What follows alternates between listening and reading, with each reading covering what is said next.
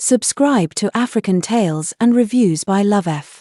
Shade had always been the perfect church girl, a dutiful daughter, choir leader, and respected member of the congregation. Her world revolved around her family and the church, particularly Pastor Bamadiel's sermons about righteousness. Shade admired Pastor Bamadiel's wife and always wished to be like her. Pastor Mrs. Remy was a confident, charismatic, and elegant woman. So when Pastor Bamadiel's wife, Remy, invited her for mentorship, Shade was elated. It was a dream come true for her. Remy was admired for her poise and elegance. She wanted to guide Shade not only in church matters but also in life. Shade, eager to grow under Remy's influence, accepted without hesitation.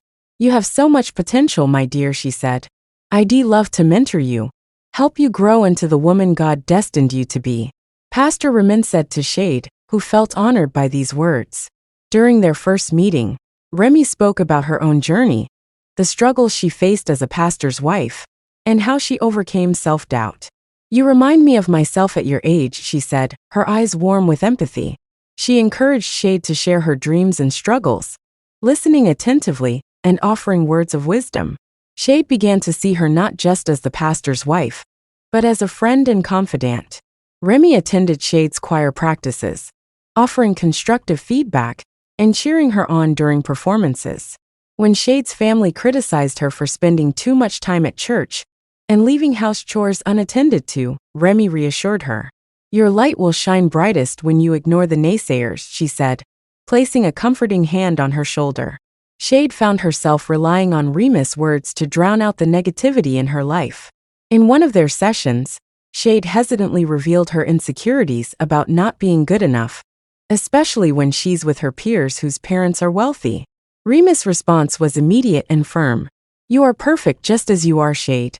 Don't let anyone make you feel otherwise. You may not come from a wealthy home, but if you work hard with dedication and commitment, a wealthy home will come from you." Remy gifted Shade a journal, telling her to write down her thoughts and feelings. "This is your space to be free, to express yourself without fear of judgment," she said. Shade found solace in writing, often sharing her entries with Remy, who praised her depth and vulnerability. Remy's influence grew stronger as she subtly encouraged Shade to think differently.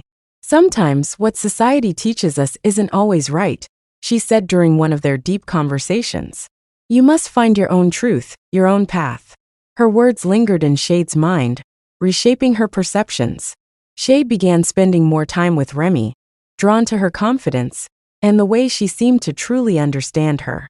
Remy always knew what to say to lift her spirits, and her presence became a safe haven for Shade. She didn't notice when admiration turned into dependency, or when the boundaries of their relationship started to blur. Remy's words became Shade's inner voice. Whenever doubt crept in, she remembered Remy's assurances. "You are special, Shade. Don't let anyone tell you otherwise." Gradually, Remy became more than a mentor. She became a lifeline. Shade trusted her completely, unaware of the subtle power Remy now held over her heart and mind. The transformation began so subtly that Shade didn't notice at first. Remy's compliments, which were once about her singing or dedication, became more personal. "Your smile lights up a room," Remy said one evening. "You're breathtaking, Shade." Shade blushed, dismissing it as harmless admiration. Remy began initiating more physical contact, an extra-long hug after choir practice, her hand resting on Shade's back during their sessions. "It's comforting," Shade thought, brushing aside the unease that flickered occasionally. One evening, as they discussed one of Shade's journal entries about loneliness, Remy's gaze softened. "You deserve to feel loved, Shade," she said, her voice low. "Truly loved, without fear or judgment." Shade's heart raced. The words felt profound, but she couldn't fully grasp their implication. Remy started to share her own vulnerabilities, speaking about her frustrations in her marriage. "Bamadiel is a good man, but sometimes I feel unseen," she confessed. Shade, wanting to comfort her mentor, offered words of support. Remy smiled warmly. "You're such a blessing to me, Shade. I feel like I can be myself around you." Soon after, Remy began teasing Shade playfully. During one meeting, she adjusted Shade's scarf, letting her fingers graze her cheek. "There," she said, "perfect." Shade felt her cheeks burn but said nothing. During another visit, Remy suggested they watch a movie together. They sat close on the couch, their shoulders brushing. At one point, Remy rested her head on Shade's shoulder. Shade froze but didn't pull away. It was a stormy evening, and Shade was stranded at the parsonage. As thunder roared outside, Remy lit candles and pulled a blanket over them. "You're safe here," she whispered. They talked late into the night, their laughter cutting through the storm. As the night deepened, Remy reached out to tuck a stray strand of hair behind Shade's ear. Their eyes met, and Remus' gaze lingered. Without a word, she leaned in and kissed Shade softly. Shade pulled back, shocked. "My," she stammered. "Sure," Remy said, her voice steady. "It's okay. Don't overthink it." Confused but overwhelmed by a strange mix of emotions, Shade said nothing. Shade avoided Remy for days, throwing herself into church activities. But Remy was persistent. She sent Shade notes of encouragement and small gifts. "Don't shut me out," one note read. "We're connected in a way most people can't understand." When they finally met again, Remy apologized. "I didn't mean to confuse you, Shade, but I can't deny how much you mean to me." Shade, still conflicted, admitted, "I don't understand what's happening between us." "It's love, Shade," Remy said gently, "pure and simple."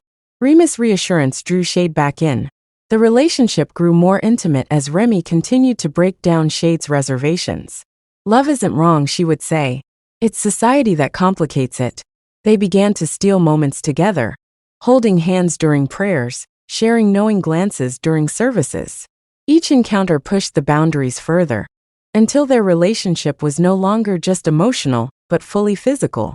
Shade was racked with guilt. She prayed fervently for guidance, but every time she tried to distance herself, Remus' words echoed in her mind. "You're not sinning, Shade. You're simply following your heart." Shade's dependence on Remy deepened, and she found herself unable to resist her mentor's pull. But with each passing day, the weight of their secret grew heavier, threatening to unravel everything they had built.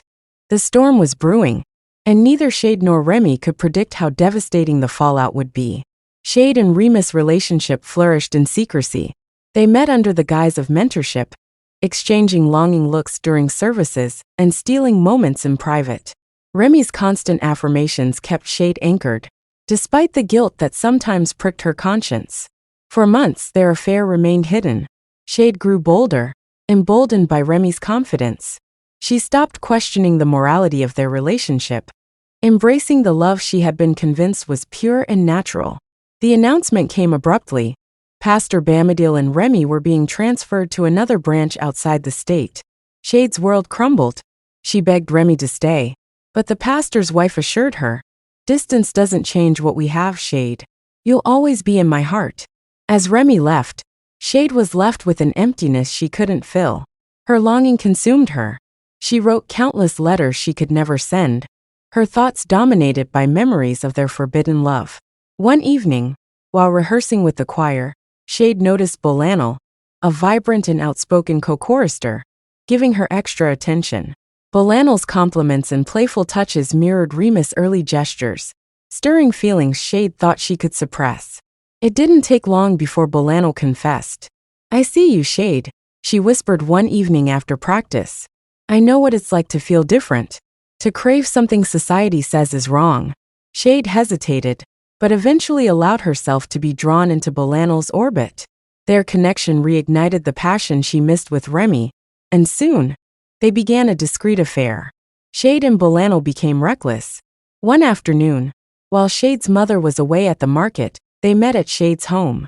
Lost in their intimacy, they didn't hear the front door creak open. Shade's mother's scream shattered the moment. "Jesu Christi! What is this abomination?" she yelled, clutching her wrapper in disbelief. Shade and Bolanel scrambled to cover themselves, but the damage was done. Shade's mother's voice was trembling with anger and sorrow as she demanded answers. Under intense pressure, Shade broke down. "Mama, I'm sorry," she cried. "But I didn't start this on my own. It was Pastor Mrs. Remy who showed me this path." Her mother's face contorted in shock. "Pastor Remy? Pastor Bamidil's wife?" she exclaimed. Shade confessed everything. The mentorship, the gradual manipulation, and how it spiraled into a forbidden relationship. Bolanel, ashamed, admitted her part but insisted she had no idea about Shade's past with Remy. Shade's mother was distraught. She immediately sought counsel from the church elders, leading to a scandal that shook the congregation. The revelation of Remus' involvement in Shade's descent into lesbianism caused outrage, and whispers about Remus' character began to circulate even in her new branch. Shade, overwhelmed by the shame and guilt, withdrew from the choir and church activities. Bolanel disappeared from her life, unwilling to face the judgment. Shade's journey became one of reflection and self-discovery. Her mother pushed her towards deliverance prayers, seeking to restore her.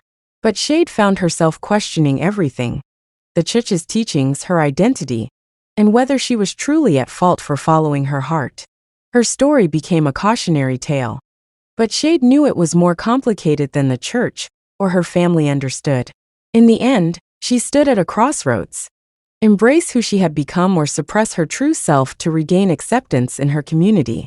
The echoes of her past with Remy remained, shaping her choices and haunting her soul.